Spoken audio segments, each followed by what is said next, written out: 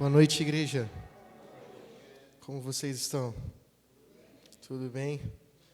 Chegando, amém. Chegando à reta final dessa Semana Santa, né?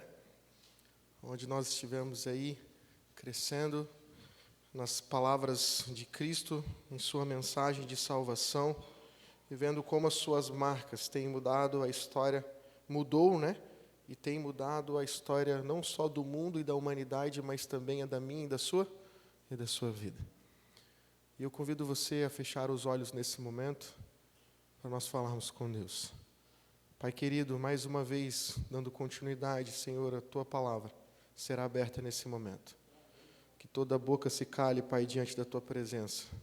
E que o Senhor abra os nossos ouvidos, o nosso coração, Senhor, para ouvir a Tua voz. Que o homem não interfira, Pai, mas que o Teu poder se manifeste nesse momento aqui, neste lugar, Pai. Em Cristo Jesus te pedimos. Amém. Abra sua Bíblia no capítulo 1 do livro de Gênesis. E nós vamos fazer a leitura do versículo 1. Este é o versículo conhecido, acho que por todos, né? Simples, direto e objetivo. Diz o seguinte: no princípio Deus criou os céus e a terra era sem forma e vazia. Trevas cobriam a face do abismo, e o Espírito de Deus se movia sobre a face das águas. Deus, por ser um Deus de amor, é um Deus que gosta de se relacionar. E para se relacionar, ele precisa de ter alguém. Não tem como amar sozinho. Então, Deus sempre criou. Uma das manifestações de amor de Deus é criar. Tanto que, pela leitura que nós temos, não só da Bíblia, mas também do Espírito de Profecia, nós cremos que existem outros mundos, né? Outros planetas, seres viventes que não caíram em pecado. Então, Deus, por sua manifestação de amor, Ele cria. E Ele, então, no seu coração, desejou criar esta terra, este planeta. E nós lemos aqui o relato que Ele, no princípio, criou todas as coisas que nós vemos hoje com os nossos olhos. Lógico, hoje vemos com a mancha do pecado, né, deteriorado por causa do pecado. Mas quando nós lemos a Bíblia, muitas das vezes a gente lê e não pensa naquilo que nós estamos lendo. Aqui fala no versículo 2 que a terra era sem forma, vazia e estava coberta por água, mas havia o que na terra? Trevas, escuridão. E Deus, em sua infinita sabedoria e amor, Ele falou assim: quero expandir o meu reino, quero criar para amar, e fazer criaturas também que tenham a capacidade de amar e de se relacionar comigo. Então, vou expandir o meu reino. E aí ele viu um espaço no universo vazio e sem forma, e ele falou assim: é este lugar, vou expandir meu reino aqui. E aí no versículo 3 ele diz: haja, e houve luz. Mas espera aí. Que luz é essa, se Ele só cria o sol quando? Você já parou para pensar nisso? Quando você estava lendo a Bíblia, fazendo o seu ano bíblico, você falou assim: mas espera aí. Às vezes a gente lê, irmãos, corrido, e não lê meditando naquilo que nós estamos lendo, pensando, imaginando, raciocinando. E Deus nos deu uma mente com esta capacidade, e nos envia o Espírito Santo, que inspirou os homens a escreverem o que está aqui, para abrir a nossa mente para entender o que está escrito. Que luz era essa? A presença de Deus, o seu reino de glória. Quando começou a criar, Ele falou: agora este lugar também faz parte do meu reino de glória. E a luz da sua presença invadiu este lugar. E Ele começou a criar todas as coisas por meio do poder da sua palavra. pelo poder da sua palavra. E ao criar o ser humano ali com as suas próprias mãos e a moldar o ser humano com as suas mãos do pó, da terra, do barro, nós lemos aqui no versículo 20 e... Deixa eu só encontrar aqui, eu me perdi, 26. Obrigado, irmãos. Irmão Flávio. Então disse Deus, façamos o homem a nossa, conforme a nossa semelhança. Que semelhança é essa, irmãos? Vejam, semelhante não é igual. E quando nós vamos para o comentário bíblico, essa palavra semelhante, quando diz a palavra semelhante, façamos o homem à nossa imagem, conforme a nossa semelhança, Deus criou o ser humano semelhante a ele, de forma física e espiritual. Quando nós fomos criados, quando Adão foi criado, a imagem e semelhança de Deus, ele foi criado em um reino santo, justo e perfeito, bom. A tendência de Adão era de amar, de obedecer, de fazer a vontade de Deus, de estar em Deus. É só você fazer o inverso. Hoje, por causa do pecado, qual é a nossa tendência? Fugir, pecar, desobedecer, e temos que nos esforçar, ir a Cristo, para sentirmos o desejo de obedecer, de ir até Ele, de viver como Ele viveu. Agora, Adão não, irmãos. Era natural para Adão obedecer, era natural para Adão amar, era natural para Adão se relacionar com o seu Criador. Ele sentia prazer nas coisas do reino de Deus, porque ele era um cidadão de onde? Do reino de Deus, criado à imagem e semelhança do Rei deste universo. Mas, quando o mundo pecou, quando o mundo se deu as costas para Deus, o mundo, mais uma vez, irmãos, saiu da presença de Deus e não poderia mais fazer parte do reino da glória. Um reino onde existe santidade, perfeição, justiça e amor. E aí nós vimos ontem, né? E durante toda essa semana, a entrada do pecado. Vimos ontem qual é o conceito do pecado, que é o amor direcionado para o lugar, para a coisa errada, para o objeto errado. É colocar o amor em outras coisas, em pessoas que não é a pessoa de Deus. É o amor mal direcionado. Isso é pecado. Por isso que o pastor George Knight, no livro Eu Costumava Ser Perfeito, vendido pela Unas Press, um livrinho laranja, e um livro chamado Pecado e Salvação, também da Unas Press, ele fala sobre isso, que pecado é amor, mas amor mal direcionado. E nós vimos ontem no relato aqui de Gênesis, no capítulo 3, no versículo seguintes aqui, do 1 até o 14, onde nós vimos ali claramente que Eva, ao colocar o seu eu, ao desconfiar da palavra de Deus e ao assumir o controle do seu coração, ela deixou Deus de lado. Ali ela peca. E o resultado do seu pecado foi o ato de pegar o fruto e comer. E por causa daquele pecado, que depois se estendeu para Adão, porque Adão, de forma rebelde, olha só, muitas das vezes a gente gosta de colocar a culpa na mulher, né, na Eva. A culpada é a Eva.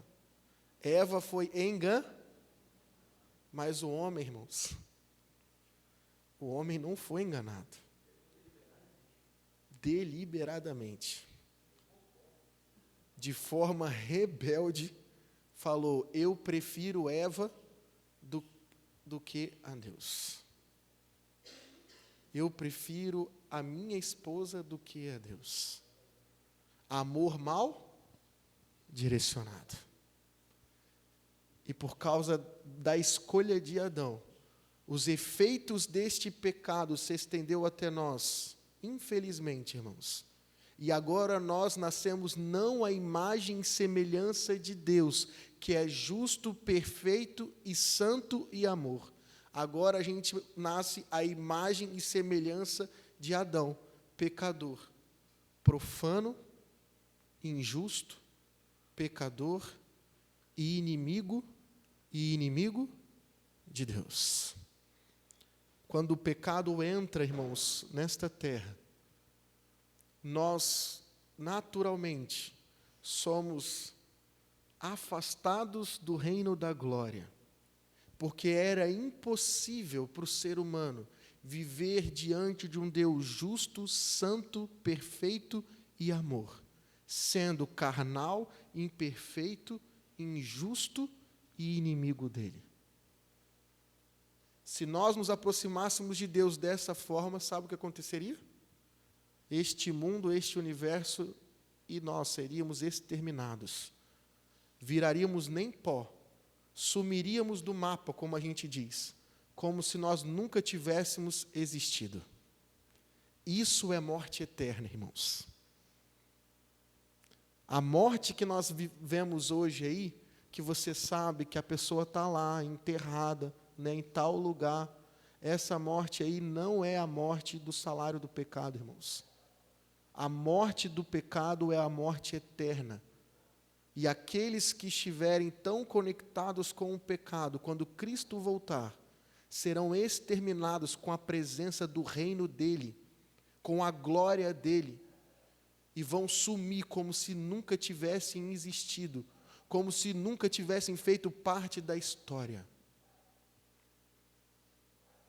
E quando o homem peca, então nós saímos ali, irmãos, do reino da glória. Mas por misericórdia, e como nós vimos durante essa semana, Jesus então aparece e ali fala para Adão e para o universo inteiro o plano da redenção, que foi feito aonde, irmãos? Quando? Antes da fundação do mundo. E aqui alguém falou eternidade, ou seja, desde sempre. Se o homem pecar, eu já tenho um plano de resgate. E agora eu vou instituir o reino da graça, para que através da minha vida perfeita, da minha morte, da fé na minha pessoa, eles possam ainda continuar vivendo, mesmo que estejam morrendo, e se escolherem me servir, e me conhecer, e me obedecer, e me amar, um dia, eles serão mais uma vez restaurados para o reino da glória. Amém? Glória a Deus, alguém falou aí. Louvado seja Deus, o nosso Senhor Jesus. Agora imaginem comigo, irmãos. Agora nós estamos diante de um reino, diante de um Deus, e a nossa tendência não é mais de ser santo, justo, perfeito e amor. E quando nós olhamos para o reino da glória e para Deus, a gente vê o caráter dele, e esse caráter é exteriorizado através da sua o quê? Da sua lei. E quando nós agora nos confrontamos com Deus e com o seu caráter, com a sua lei, que mostra como viver no reino da glória, a gente olha e se assusta. E quando nós abrimos ali Romanos capítulo 7, versículo 2, Paulo fala, por conseguinte, a lei é santa e o mandamento santo, justo e bom. Adão, antes de pecar, quando ele olhava para aquilo, ele se tinha prazer, amor, alegria em seguir os princípios, a lei de Deus, porque era natural para ele viver daquela forma. Agora, quando o pecado entra, quando esse monstro que é o pecado, o intruso, entra no nosso coração e domina todo o nosso ser, a lei se torna agora um peso, porque é impossível para o ser humano pecador ser justo, santo, bom e perfeito. O que fazer agora? como alcançar os requisitos para viver no reino da glória. É possível sozinhos chegarmos a este ponto e a vivermos nesses preceitos? Nós vimos nessa semana, é impossível. É só através de Cristo, do poder de Cristo operando em nós, nos tornando uma nova criatura. E hoje nós vamos falar um pouco sobre a lei de Deus, seguindo aqui a sequência e a lógica de Romanos. Ontem nós falamos sobre o que é o pecado, Romanos 1, Romanos 2, capítulo 3, e agora nós vamos falar sobre o que é a lei de Deus. Quais são o seu fundamento, qual é o seu conceito. E o pastor George Knight fala que a lei revela que temos um problema sério em nossa vida, mas não apresenta soluções. Ou seja, quando nós nos deparamos com a lei de Deus, a gente vemos que nós temos um problema muito sério, o pecado. E ela não apresenta nenhuma solução em relação a isso. A única coisa que ela faz é deixar uma sentença de morte pendurada sobre a cabeça das pessoas, é o que ele fala. É impossível, irmãos. Então, como viver diante dessa lei, diante desse Deus Santo? E qual é o propósito da lei? Primeiro, revelar o caráter de Deus e de seu reino. Serve também como padrão de julgamento. Deus vai julgar esta terra por meio da sua lei, dos princípios da sua lei. Apontar e condenar o pecado. Agora imagina, irmãos, se Jesus não tivesse vindo e colocado inimizade entre Satanás e o homem, como é que seria? Irmãos, acho que esse mundo já tinha terminado antes do dilúvio. Porque a maldade ia reinar e prosperar. Acho que Adão já tinha matado Eva e tinha cometido suicídio e o mundo tinha acabado. Aí Deus vai e coloca a inimizade. Coloca ali Adão e Eva diante do seu reino de graça. O Espírito Santo, que é a terceira pessoa da divindade, já vem e começa a se manifestar no coração de Adão, começa a se manifestar no coração de Eva, mostrando para eles a condição deles através da lei de Deus, mostrando para eles que sem Deus eles nunca vão conseguir retornar para o reino de glória. A lei também mostra a condição pecaminosa do homem e conduz o pecador a Cristo. Esse é o propósito da lei, irmãos. Apontar a nossa condição deplorável, mostrar quem nós somos e nos apontar para a solução do nosso problema, que é Cristo Jesus. Esse é o propósito da lei, o objetivo da lei. Ellen White, no livro Caminho a Cristo, ela fala: era impossível a Adão, antes da queda, formar um caráter justo pela obediência à lei de Deus, mas deixou de fazê-lo. Era possível, né? Li errado, falei que era impossível. Era possível a Adão, antes da queda, formar um caráter justo pela obediência à lei de Deus, mas deixou de fazê-lo, e devido ao seu pecado, nossa natureza se acha decaída, e não podemos nos tornar justos. Visto como somos pecaminosos, profanos, não podemos obedecer perfeitamente uma lei santa. E é por isso que Cristo, quando veio nessa terra, ele ampliou o conceito ou subiu o sarrafo da lei, tornando impossível para o ser humano, por si mesmo, por si só, obedecer os preceitos da lei. Porque muitos falam assim: mas eu nunca adulterei. Mas Deus vai e fala assim: se você já olhou para uma mulher que não é a sua esposa, com outros desejos, com outros sentimentos, você já errou. Se você coloca algo ou alguém em primeiro lugar na sua vida, você já tem outro Deus diante de mim. Se você, eu nunca matei, nunca peguei uma arma, mas no meu coração já odiei o meu irmão, já usei a minha língua para falar mal de alguma pessoa. Isso é matar ou não é, irmãos? De acordo com os preceitos da lei. Sim. Então é impossível para nós vivermos de acordo com os princípios da lei. E essa lição da escola sabatina, essa última lição que nós estudamos, falou um pouco sobre isso, irmãos. E é importante a gente se identificar um pouco com a verdadeira lei. Talvez alguns vão se escandalizar com o que eu vou falar aqui nessa noite. Mas não me taquem pedra, tá? E nem me chamem de herege. Vamos estudar juntos. E se você tiver dúvidas, pegue os livros do pastor George Knight, que é um pastor da nossa igreja, e estudem, e peguem o espírito de profecia também. A pergunta que eu faço: os 10 mandamentos sempre existiram da forma que nós temos hoje, sim ou não? Vamos pensar juntos.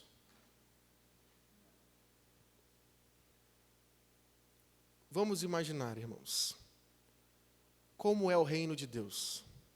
Um anjo, ou Adão antes da queda, precisaria ter escrito lá, não adulterarás?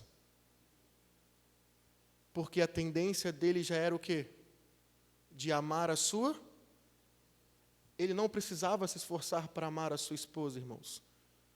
Para pecar, Adão teve que se esforçar e muito. Sabia disso? Ele teve que se esforçar e muito para pecar. Foi difícil para ele pecar, não foi fácil, irmãos. Foi uma luta para ele pecar. Agora, para nós é como? É o contrário, né? A gente tem que lutar e se esforçar para não. Quando vê, já está. O bem que eu quero, esse. E o mal que eu quero, esse.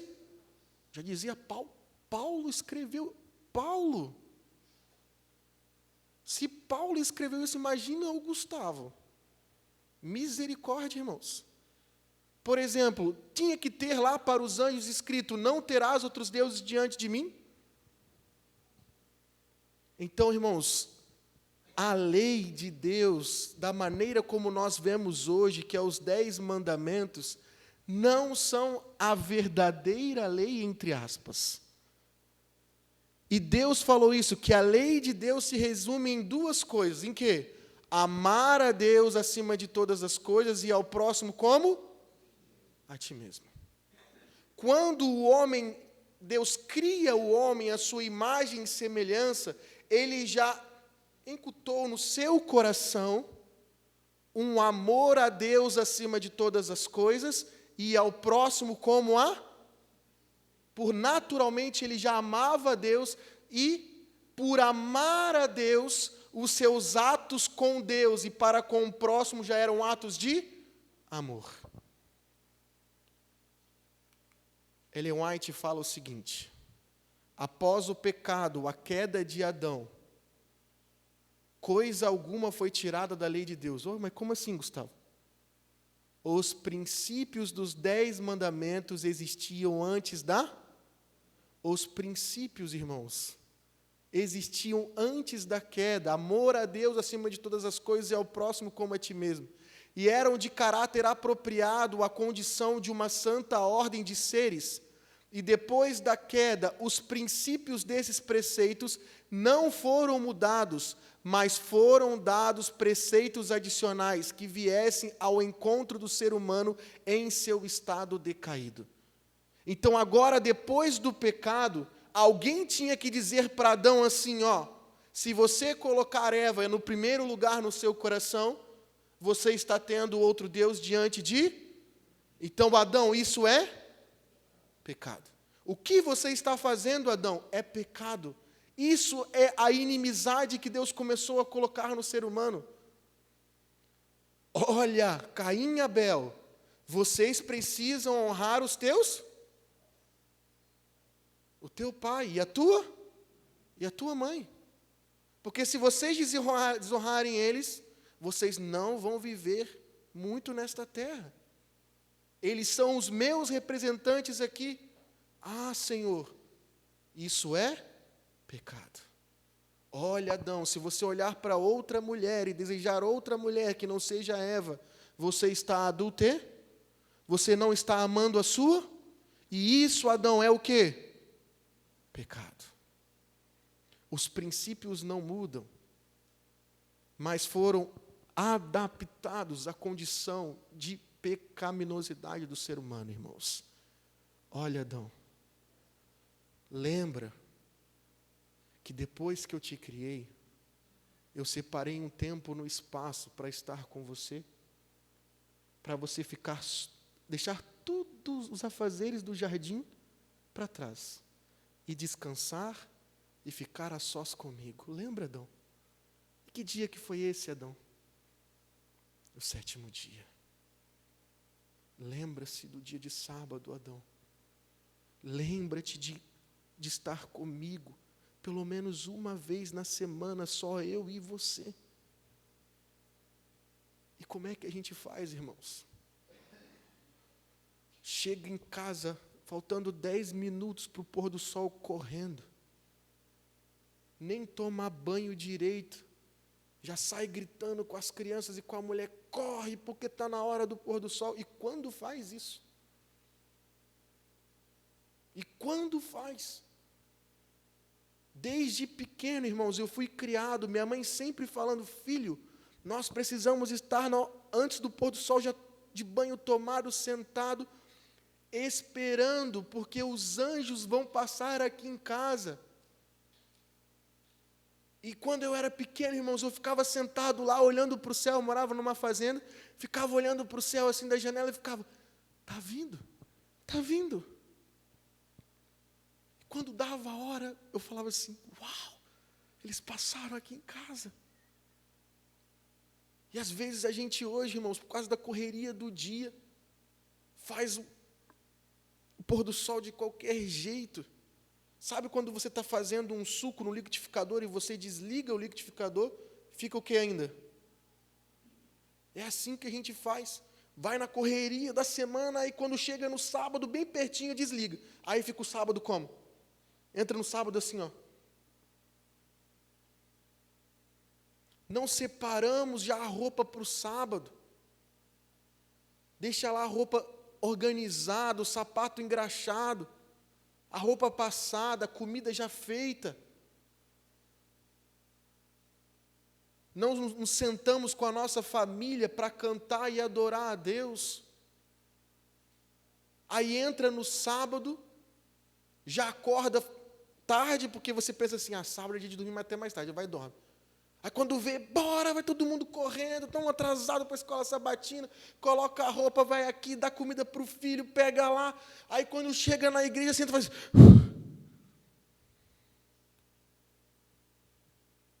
Enquanto Deus estava do lado da nossa cama, contando os minutos e os segundos para você e eu acordarmos. Meu filho vai acordar. E antes de ir para a minha igreja, para a minha casa, me adorar, ele vai passar tempo comigo. Aí chega na igreja, senta, levanta, canta, escuta, discute a lição, senta, ajoelha, levanta, que nem robô.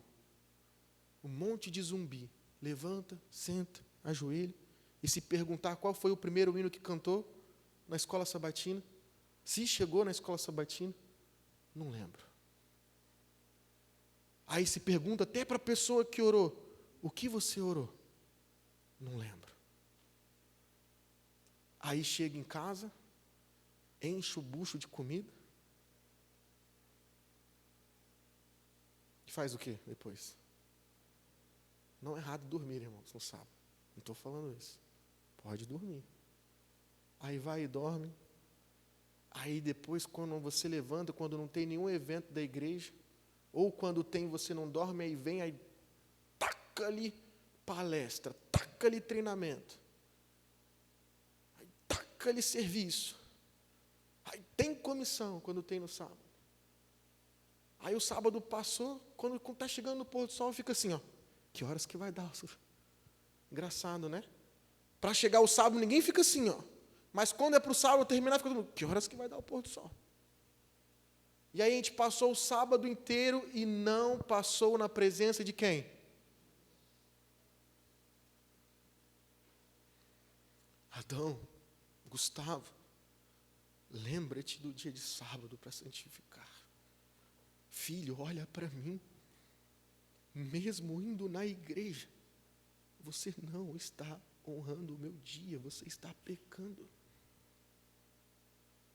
Olha para mim, filho, fica comigo, canta comigo, ora comigo, discute a lição comigo. Agora, filho, para e escuta o que eu vou falar por meio de um homem miserável, de uma mulher miserável lá na frente. Ouça a minha voz, eu quero falar com você, filho. Deixa o celular quietinho aí, filho. Só abrir um parênteses, irmãos.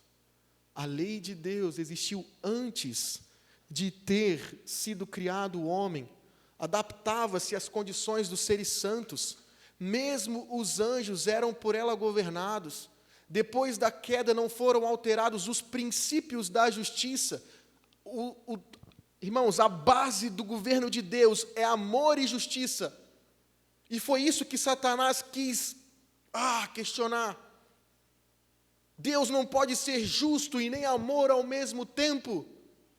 E depois da queda não foram alterados os princípios da justiça, foram definitivamente dispostos e expressos de modo a adaptar-se ao homem em seu estado decaído. Mensagens escolhidas.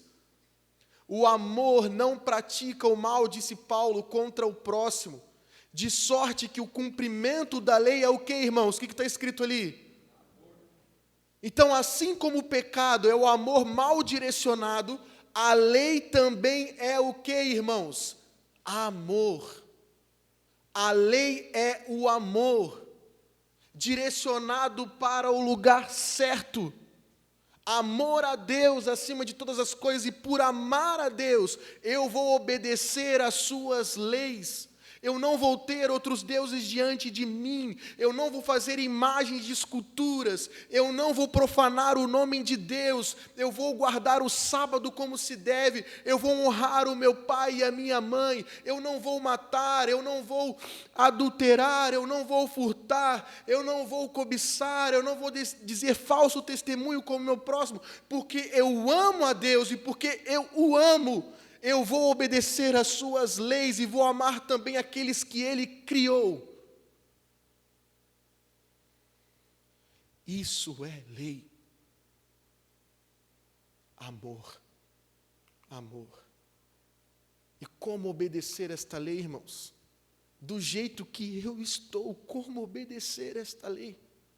E Paulo fala em Gálatas, se a justiça é mediante a lei, segue-se que morreu Cristo o quê? Em vão. A lei não salva, irmãos. Ela não salva. E amanhã nós veremos aqui, juntos, o que nos salva, o que nos liberta do pecado. Como poderemos eu e você vivermos neste reino de graça e nos prepararmos para estarmos aptos a vivermos como cidadãos do reino de glória. Porque é para lá que Deus está nos chamando, irmãos. Não é para viver aqui, mas é para lá que Ele quer nos levar.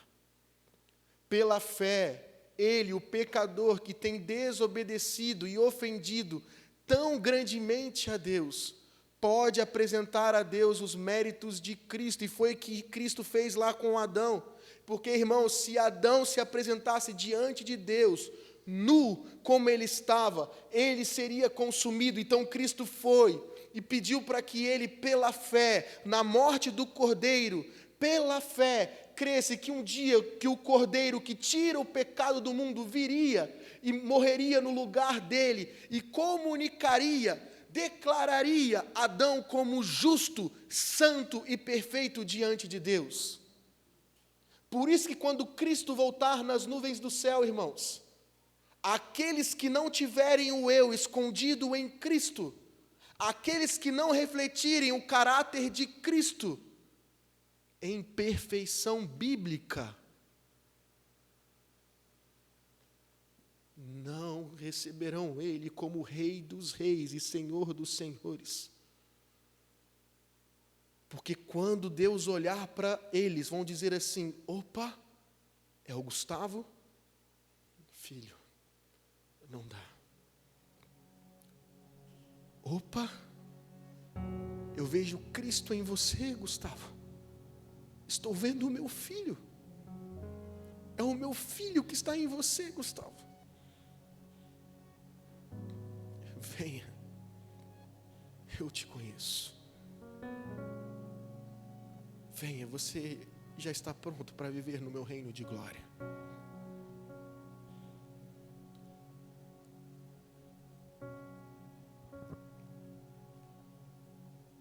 Essa imagem, quando eu a vi pela primeira vez, me chocou muito, irmãos. Ah, se não fosse por Cristo. Ah, se não fosse por Ele. Até hoje Ele carrega sobre os seus ombros o pecado da humanidade, irmãos. Até hoje, Deus se agrada em moê-lo por mim e por você. Tem uma música muito linda de um cantor, se eu não me engano é chileno, que ele fala assim: quando eu for para o céu, eu quero estar cara a cara com Cristo. E eu não quero saber a cor da coroa, eu não quero saber em que lugar eu estarei, eu só quero estar a sós com Ele, cara a cara, e poder me lançar aos pés dEle, e ficar ali a sós com Ele, por muito tempo. O que custou, irmãos? O que custou? Abra sua Bíblia, o último texto dessa noite. Marcos capítulo 15, versículo 33 e 34.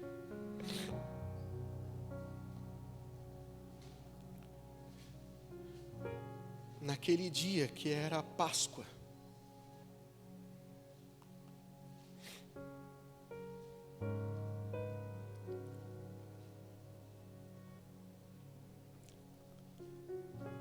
a terra que por 33 anos viu a glória de Deus, ficou em trevas. Por volta das 3 horas da tarde, Jesus bradou em alta voz: Eloi, Eloi, lama, que significa: meu Deus, por que me abandonastes?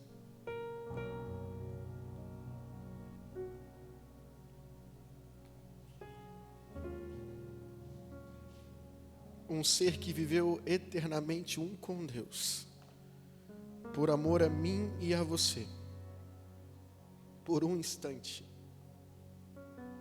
se desconectou do seu Pai, por amor a você e a mim, irmãos. E tem uma música que eu gosto demais, do Novo Tom, que fala que na cruz a justiça e a paz se beijaram. É o que o salmista fala.